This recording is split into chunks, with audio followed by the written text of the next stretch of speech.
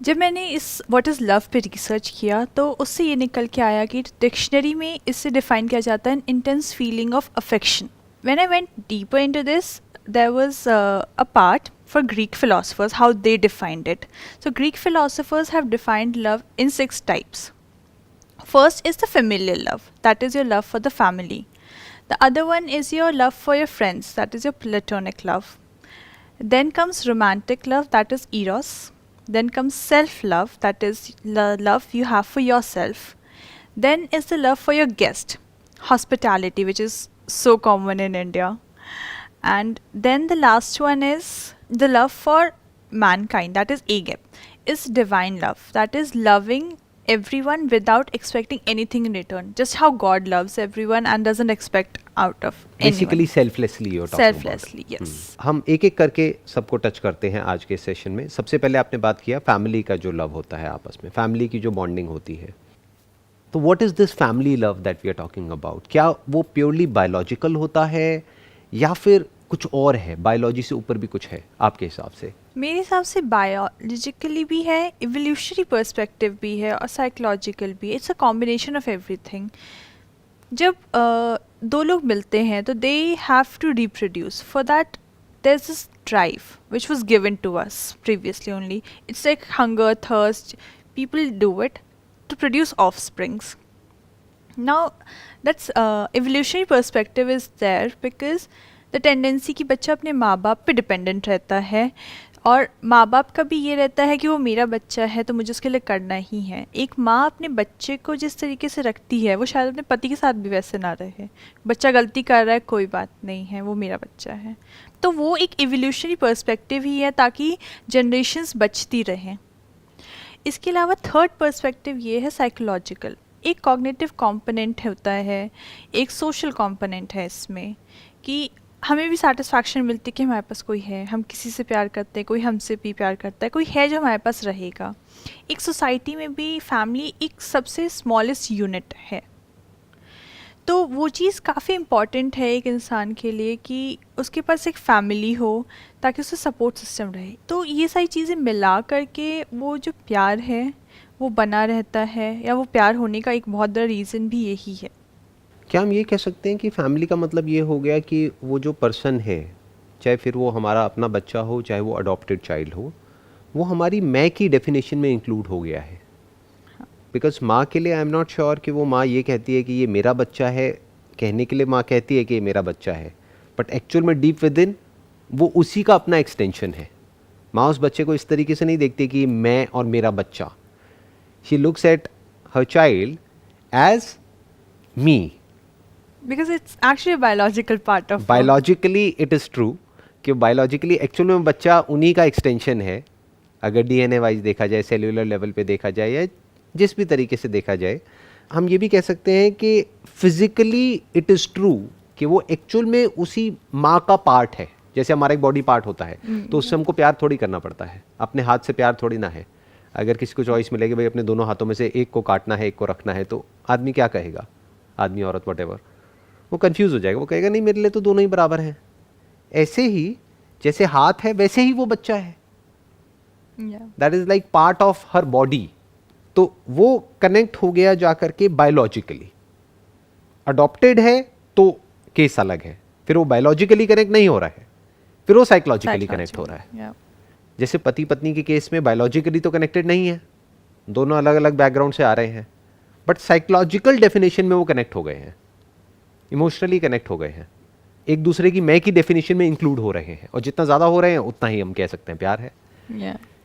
तो ये हमने डिस्कस किया फैमिली वाले एस्पेक्ट को. दूसरा आपने क्या बोला था? The love that you have for your friends, that is called platonic love. ये बहुत कॉमन लाइन है कि friends are the family that you choose for yourself. आपको पहले से वो मिला नहीं है, आपने डिसाइड किया कि मुझे इस इंसान का रिश्ता रखना है. सो वो that is a chosen love. आपको बेनिफिट है उस चीज़ से, उस रिलेशनशिप से कहीं ना कहीं बेनिफिट भी होता ही है, तभी पीपल मेंटेन इट. बट एक काइंड ऑफ सेंस ऑफ वो भी होता है कि ठीक है.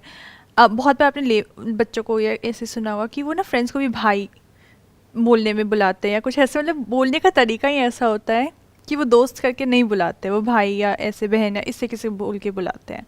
तो वो एक सेंस ऑफ वो आता है कि ठीक है ये मेरा चोजन है, मतलब ये मैंने फैमिली चूज की है अपने लिए। फ्रेंडशिप एज लव, बेसिकली उसके पीछे क्या मोटिव्स होते हैं? एक होता है इंटीमेसी, कि हम कुछ ऐसी बातें शेयर कर सकते हैं अपने फ्रेंड्स के साथ में जो फैमिली के साथ में नहीं कर सकते। दूसरा, कहीं ना कहीं एक सेंस ऑफ सिक्योरिटी आता है। तीसरा, एक सेंस ऑफ कंपेनियनशिप आ जाता है कि we have somebody to spend time with, specially जिनकी थॉट प्रोसेस हमारी थॉट प्रोसेस से अलाइन होती है, तभी वो फ्रेंडशिप लंबे टाइम तक सस्टेन होती है। जहाँ पर कोई बायोलॉजिकल एलिमेंट नहीं है as such, but more of psychologically दोनों को एक दूसरे से कुछ मिल रहा है। वी आर सोशल बींग्स, हम आइसोलेशन में तो वैसे भी नहीं रह सकते। और बाहर में जब आप जाते हैं तो फैमिली हमेशा आपके साथ नहीं जाती, तो आपको कोई ना कोई तो चाहिए। अगर आप अपने घर से दूर पढ़ रहे हैं तो आपको फ्रेंड्स चाहिए वहाँ पे, कि अगर कुछ होता है या कुछ भी है तो वो हैं, या मुझे अपना दिन ही काटना है तो वो हैं। तो वो चीज़ एक सेंस ऑफ पर्पस भी देती है। आप कभी कभी होता है कि अच्छा वो मेरा फ्रेंड ये कर रहा है तो मैं भी ये करूँगा, तो मेनली यही गेन होता है साइकोलॉजी। आई थिंक सबसे बड़ा जो वहाँ से गेन होता है ना, correct me if I am wrong, मतलब आप बताइए आपके क्या थॉट्स हैं इसके बारे में, वो एक टाइम पास का कहीं ना कहीं एक वो है, एक फैक्टर जो बहुत इंपॉर्टेंट होता है फ्रेंडशिप में, राइट? क्योंकि बहुत सारी फ्रेंडशिप्स ऐसी ही होती हैं जहाँ पर ये होता है कि भाई एक मूवी देखने जाना है, अब अकेले तो जाएंगे नहीं, कोई साथ में तो चाहिए मूवी देखने के लिए, या मार्केट जाना है, कहीं घूमना है, फिरना है, टाइम स्पेंड करना है, साथ में मिलना है, बैठना है, उठना है और हंसना है, और वो फिर अपने घर, वो अपने घर। तो एज सच कोई रिलेशनशिप नहीं है, बट एक बॉन्डिंग है जहां पर के एक अच्छा टाइम हम स्पेंड कर पा रहे हैं आपकी लाइफ में जो बाकी के स्ट्रेस हैं वो कहीं तो आप जाकर के रिलीज करेंगे। तो friendship is a very good way की स्टडीज हैव एक्चुअली शोन कि जिनके ज़्यादा फ्रेंड्स होते हैं, जिनके अच्छे फ्रेंड्स हैं, उनकी लाइफ भी लॉन्गर है, क्योंकि उनका स्ट्रेस निकालने का एक तरीका है। और I think that plays a major role. When you have people around you, you become more resilient. ये हमने दूसरे एस्पेक्ट को कवर कर लिया, दैट इज फ्रेंडशिप वाला जो लव हम जिसकी बात कर रहे हैं। तीसरा कौन सा था? Romantic, Eros. उसको क्या बोलते हैं? Eros. So what is romantic love? Psychology में एक थ्योरी है रॉबर्ट स्टर्नबर्ग की दी हुई, the triangular theory of love. उसमें रॉबर्ट स्टर्नबर्ग ने 3 तरीके के कंपोनेंट्स बताए हैं लव के, which is intimacy, passion and commitment. Intimacy ये होता है जब आप किसी से कुछ शेयर करते हैं, अपनी बातें बताते हैं जो आप सबको नहीं बता सकते। वो तो फ्रेंडशिप में भी होता है। Intimacy is there, but a part of love is friendship as well. After certain point of time जब हॉट एंड बॉदर्ड नहीं होते एक दूसरे को लेके, कि उतना सेक्सुअल अट्रैक्शन नहीं होता, तो फ्रेंडशिप में वो भी चीज़ें कन्वर्ट होती हैं, काइंड ऑफ फ्रेंडशिप ही रहती है। Second is passion. Passion is the basis of a romantic relationship. It's a sexual attraction to the other person. The third is commitment, कि मैं कमिट कर रहा हूँ कि मैं इस इंसान के साथ रहूँगा।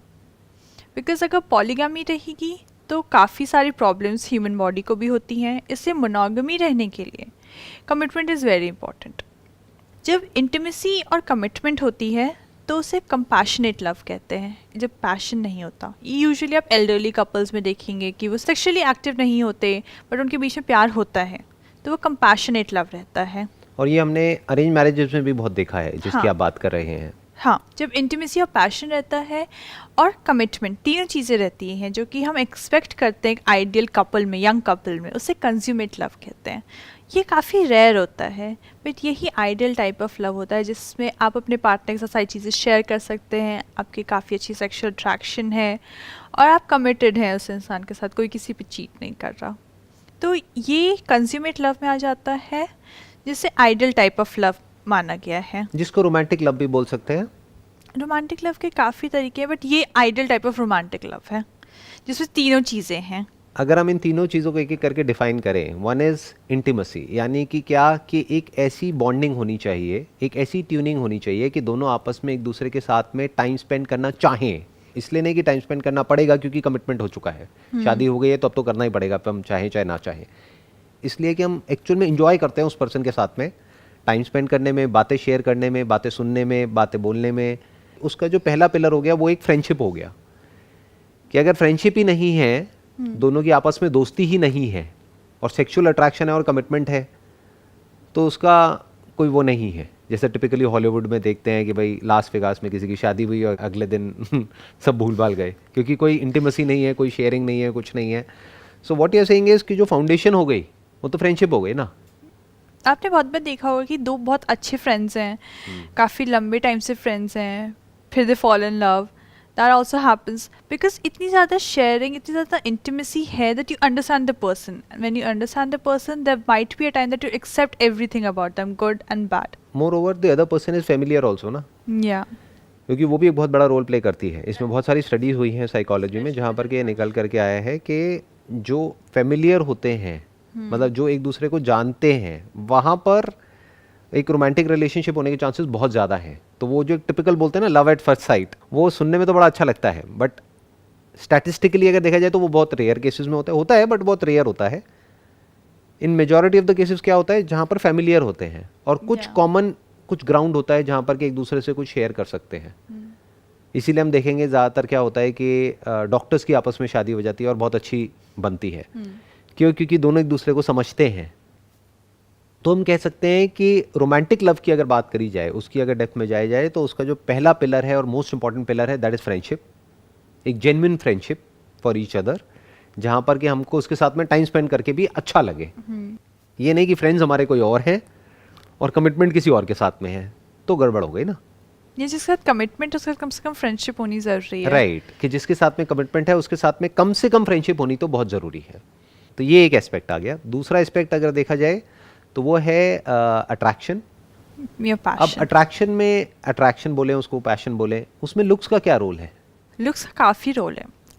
आपने हैलो इफ़ेक्ट के बारे में शायद सुना होगा.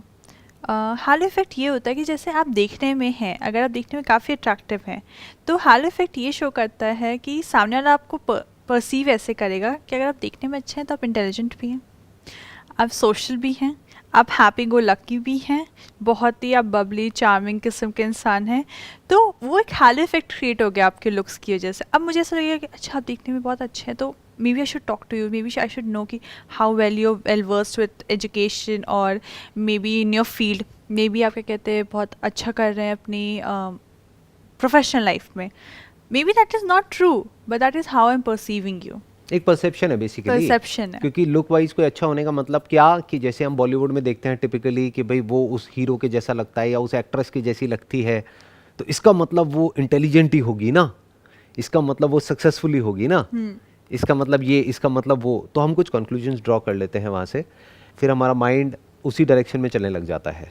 अगर आप ज़्यादा हंसते हैं, हाँ. अगर आप हमेशा स्माइल करते हैं, तो मेरे दिमाग में हमेशा ये रहेगा कि ये इंसान खुश रहता है, और हमेशा एक खुश दिखने वाला इंसान अट्रैक्टिव होता है. ये एक बहुत बड़ी चीज़ है. अगर आप खुश रहते हैं तो आपके आसपास लोग आना चाहेंगे, रहना चाहेंगे. वो सारा हैलो इफेक्ट में आता है. आप खुश हो ना हो, आप बस स्माइल कर रहे हो, तो आप अट्रैक्टिव हो गए अपने आप ही.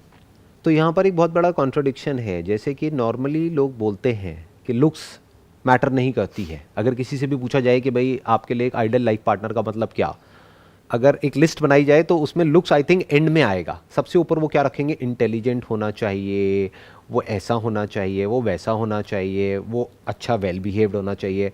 ये हो गया जैसा कि वो बोल रहे हैं, बट एक्चुअल में जो कर रहे हैं, अगर स्टैटिस्टिकली देखा जाए, और ऐसी बहुत सारी रिसर्चेस हुई हैं साइकोलॉजी की फील्ड में भी, एक्चुअल में अगर देखा जाए तो लुक्स सबसे बड़ा रोल आ जाता है. अब लुक्स की क्या डेफिनेशन है, क्योंकि लुक्स की भी डेफिनेशन हर एक के लिए अलग अलग है. हम क्या कह सकते हैं कि ये इंसान गुड लुकिंग है या बैड लुकिंग है. किसी के लिए वही गुड लुकिंग है, किसी के लिए बैड लुकिंग है.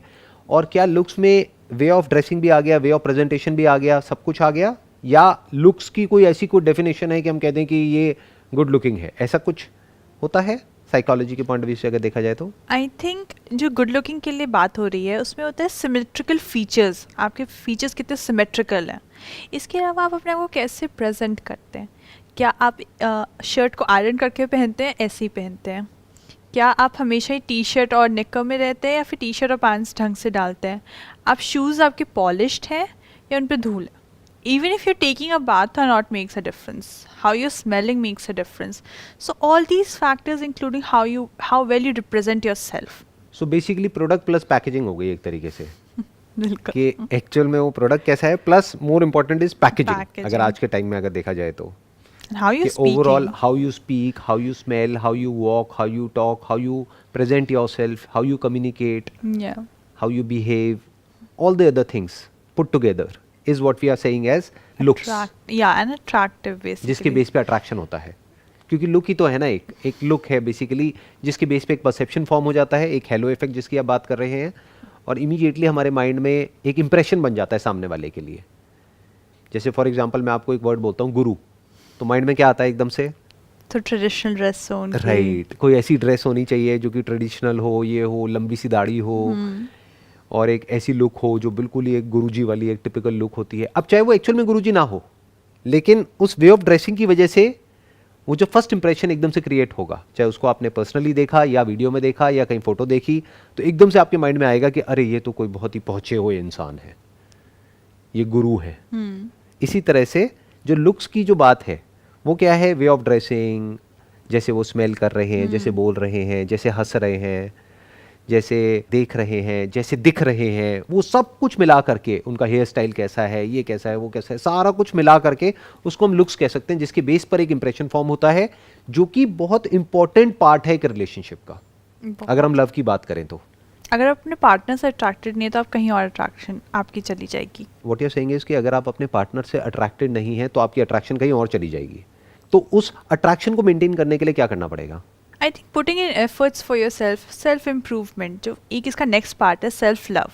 जब हम सेल्फ लव की बात करते हैं तो फिर वो होता है कि आप अपने ऊपर कितनी मेहनत कर रहे हैं, आप अपने लिए कोई नया स्किल सीख रहे हैं, आप अपने आप को वेल ग्रूम्ड रख रहे हैं, और आपको कोई चीज़ पसंद है तो आप वो कर रहे हैं या नहीं, अपनों को खुश रखने की कोशिश कर रहे हैं कि नहीं। Exactly, I was about to say that कि सेल्फ लव का मतलब हो गया कि आप अपने आप को खुश रखने के लिए या अपने माइंड को सॉर्टेड रखने के लिए या अपने आप को सेन रखने के लिए इस ऐसे दुनिया में जो कि एक्चुअल में इनसेन है, अगर चारों तरफ हम न्यूज़ को देखें और दुनिया में जो कुछ हो रहा है उसको देखें, तो अपने आप को आप हेल्दी रखने के लिए फिजिकली एंड साइकोलॉजिकली आप क्या कर रहे हैं। ऐसा तो नहीं है कि आपने कहा कि अब तो शादी हो गई, अब क्या फ़र्क पड़ता है, छोड़ दिया अपने आप को, जो कि बहुत और बार होता फिजिकली है। भी हम अनअट्रैक्टिव होते चले जा रहे हैं, ना अपना ध्यान रख रहे हैं, ना ग्रूमिंग पे ध्यान दे रहे हैं, ना अपनी केयर कर रहे हैं, ना अपनी स्किन की केयर कर रहे हैं, ना अपनी बॉडी की केयर कर रहे हैं, ना माइंड की केयर कर रहे हैं। मोस्ट इंपॉर्टेंट कि हम दुखी हैं और हम एक्सपेक्ट कर रहे हैं सामने वाला हमारी तरफ अट्रैक्टेड क्यों नहीं है। अरे जब तक हम हंसेंगे नहीं, जैसे आपने थोड़ी देर पहले कहा था कि अगर हम हंसते हैं तो हम अपने आप ही अट्रैक्टिव हो जाते हैं, क्योंकि सामने वाले को लगता है कि हम खुश हैं, और हर कोई एक खुश इंसान के साथ जुड़ना चाहता है।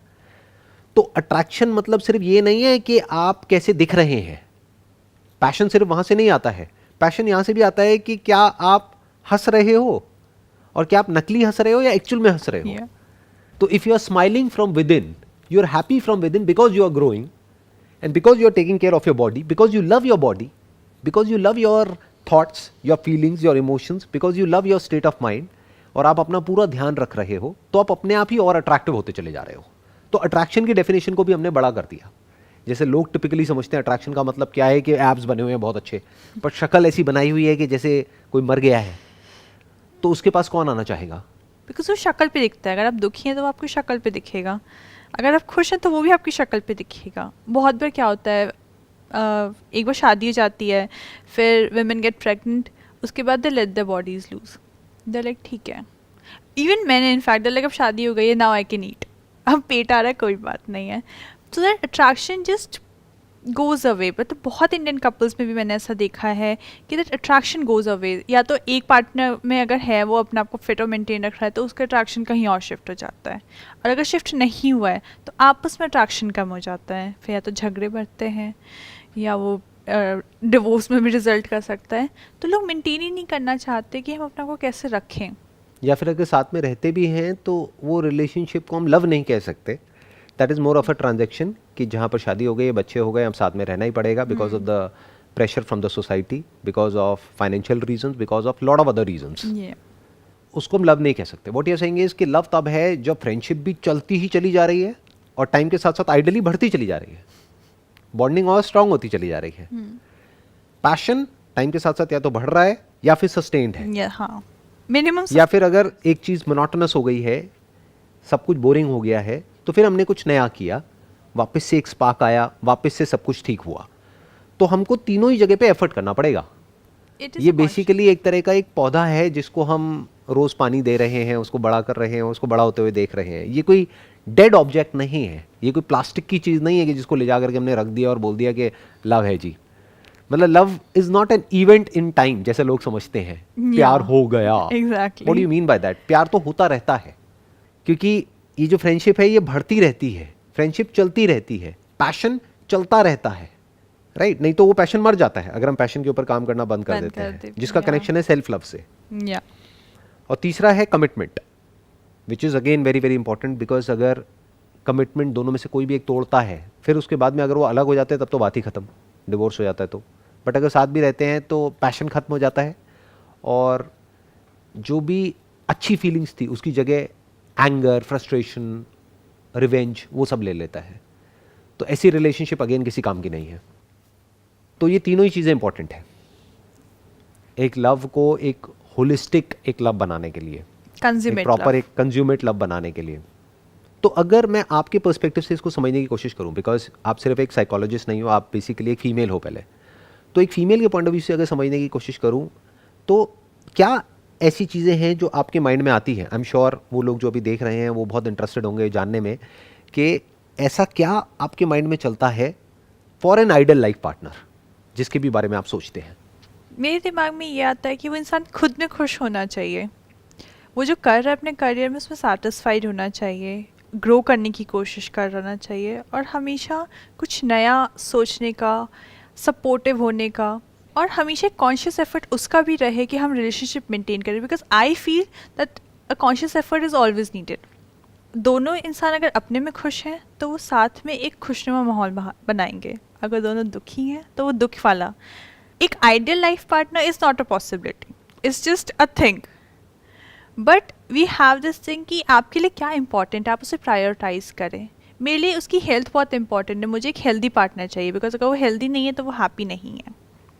तो that is very important for me. That's an interesting point. What you are saying is चाहे उसके पास कितना भी पैसा हो, बट अगर वो हेल्दी नहीं है तो you don't want to be in a relationship with such a person. No, तो ये एक बहुत बड़ा मैसेज है जो भी लोग देख रहे हैं अभी उन लोगों के लिए, क्योंकि लड़कों के माइंड में नॉर्मली यही परसेप्शन होता है, स्पेशली जो यंग एज के होते हैं, कि भाई अगर हम पैसा कमा लेंगे तो पता नहीं क्या हो जाएगा, जबकि ऐसा एक्चुअल में नहीं होता है, क्योंकि और भी चीज़ें देखी जाती हैं। सिर्फ यही नहीं कि आप फाइनेंशियली या अपने करियर में कितने सक्सेसफुल हो, बल्कि आप कितने खुश हो एक्चुअल में अंदर से, सिर्फ बाहर से दिखाने के लिए नहीं। एक्चुअल में अंदर से ग्रो कर रहे हो या नहीं कर रहे हो, हेल्थ वाइज आप कैसे हो, ये सब चीज़ें देखी जाती है। बिकॉज एक अगर आपके पास पैसा है बट आप हेल्दी नहीं हैं तो आप काफ़ी इरिटेटेड रहेंगे, फ्रस्ट्रेटेड रहेंगे, फिर वो आप अपने पार्टनर पे निकालेंगे। तो आपको एक ऐसा पार्टनर चाहिए जो कि कोशिश कर रहा हो खुद पर काम करने की, कॉन्स्टेंटली ग्रो करने की, एक्सटर्नली भी और इंटरनली भी, और खुश रहने की कोशिश कर रहा हो।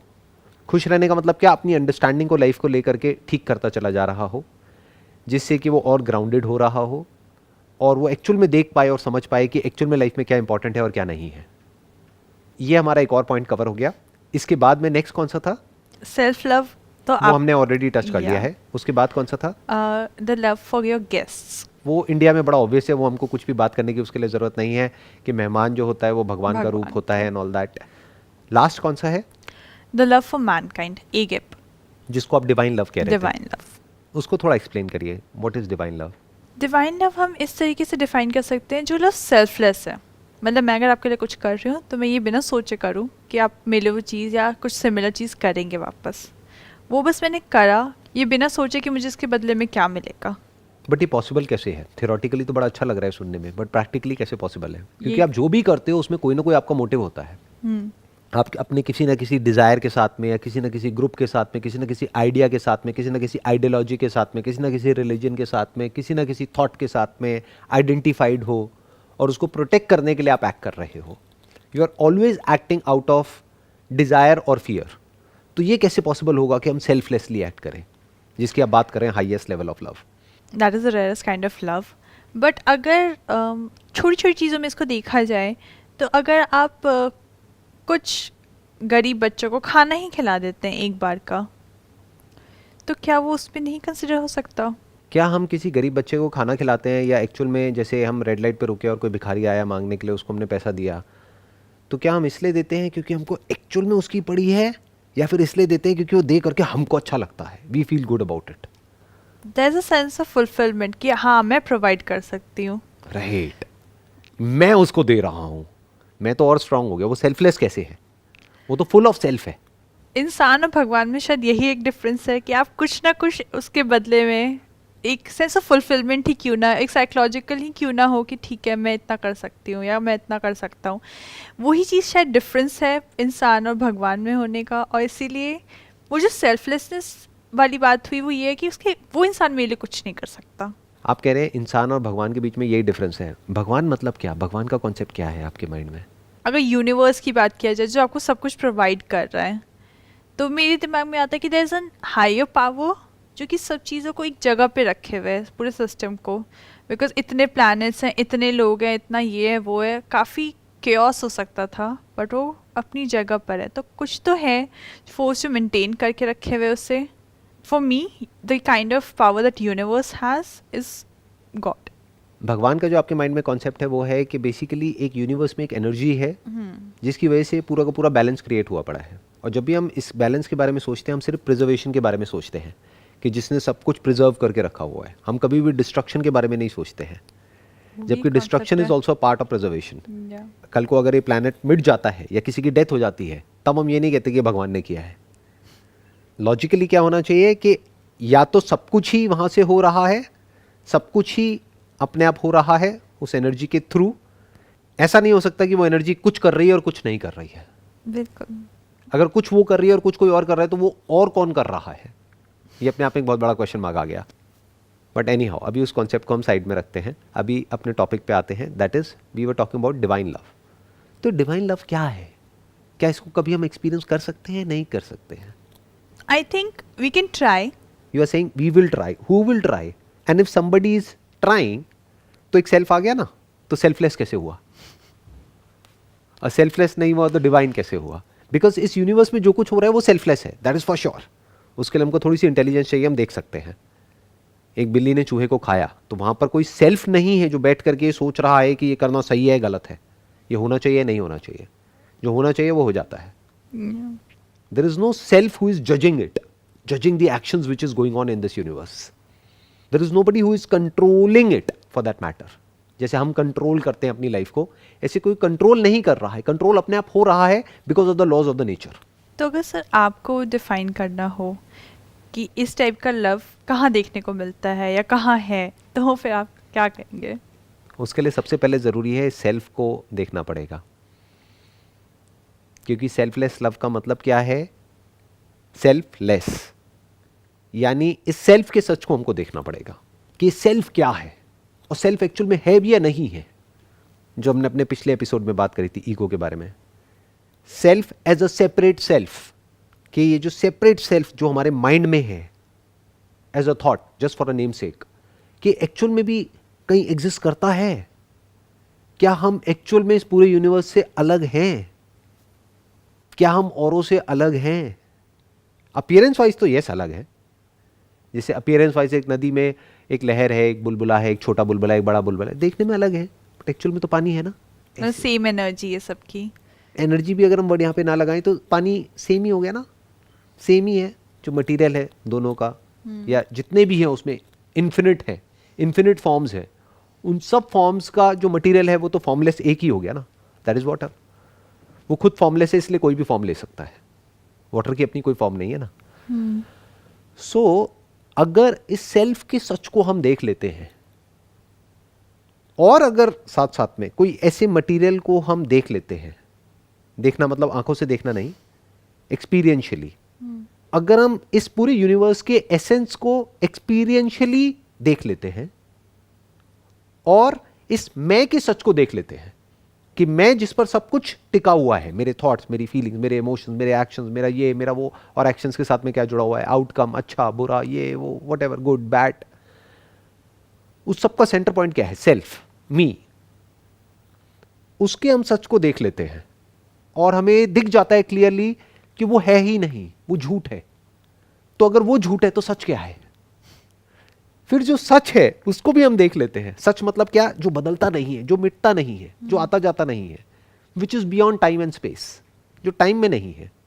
इस यूनिवर्स में सब कुछ टाइम में है, बनता है, मिट जाता है, including but not limited to this body. Everything is in time and space, your thoughts, your feelings, your emotions, this and that, everything. तो सब कुछ टाइम में है, ये प्लैनेट भी टाइम में है। तो क्या कुछ ऐसा है जो टाइम के बियॉन्ड है? स्पेस के बियॉन्ड है। तो अगर हम उसको एक्सपीरियंशियली देख सकें और हम समझ सकें कि जो मैं जिसको भी मैं समझता था या दुनिया जिसको भी मैं समझती है वो अपने आप में झूठ है और सच कुछ और ही है, उस सच को हम देख लेते हैं। That is the beginning of selfless love, that is the beginning of divine love. क्योंकि अब कोई सेपरेट सेल्फ है ही नहीं। जब है ही नहीं तो किसको क्या चाहिए? जब तक है तब तक तो चाहिए, तब तक वो जो सेल्फ है ना वो अपने आप में एक वॉइड है, वो खाली है अपने आप में। इट्स लाइक अ बॉटमलेस पिट। उसको इंसान भरने की कोशिश करता रहेगा अलग अलग तरीकों से। कोई अच्छा काम करके करेगा, कोई बुरा काम करके करेगा। अलग अलग तरीके हैं लोगों के अपने उस सेल्फ को फुलफिल करने के लिए, जो कभी फुलफिल होता ही नहीं है मरते दम तक। किसी को भी देख लो जा करके। तो सर यही डिफरेंस नहीं, एक इंसान और एक इंसान से जो अलग ताकत है उसके बीच में? आप कह रहे हो इंसान और एक अलग ताकत, क्या वो जो अलग ताकत है वो क्या है और ये इंसान क्या है? मैं उसी की तो बात कर रहा हूं। जिसको आप इंसान कह रहे हो वो क्या है? मी, सेल्फ। मैं क्या कह रहा हूं वो झूठ है। और आप जिसकी बात कर रहे हो एक अलग ताकत, जिसको आप नाम दे रहे हो भगवान, मैं क्या कह रहा हूं? आप ही भगवान हो।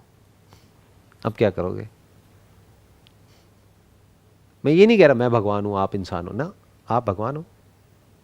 देख लो इस सच को, अभी देखना है अभी देख लो, इट्स अ फैक्ट। और भगवान के अलावा और कहीं कुछ है ही नहीं। सिर्फ आप भगवान नहीं हो। अब ये मत समझ लेना कि मैं भगवान हूं तो मैं ये हूं मैं वो हूं ना, सब भगवान है। Living non living, male female, यानी दो नहीं है। हमारा माइंड ऐसे ही सोचता है दो है। जब तक दो हैं प्यार कैसे हो सकता है? जब हमने सच को देख लिया एक्चुअल में दो है ही नहीं।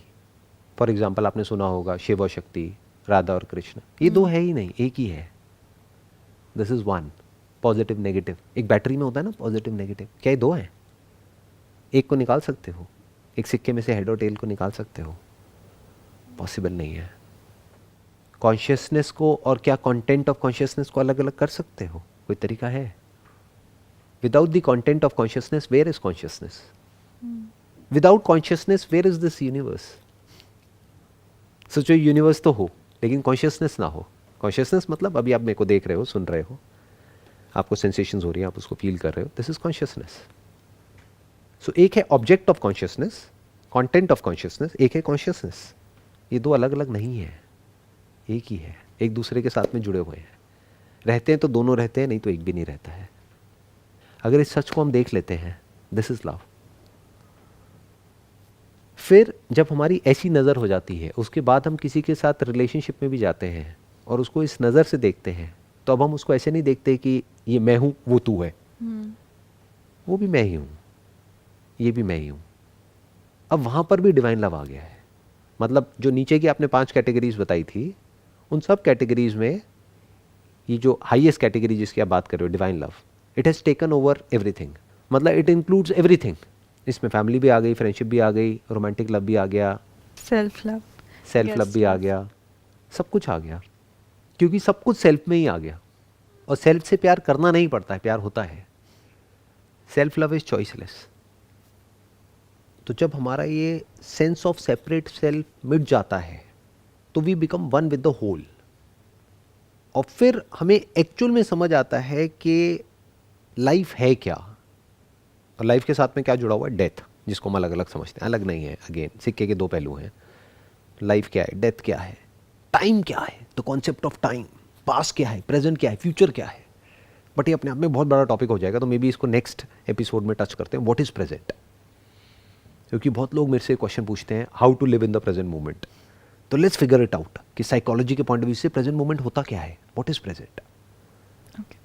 Wish you all the best, see you next week.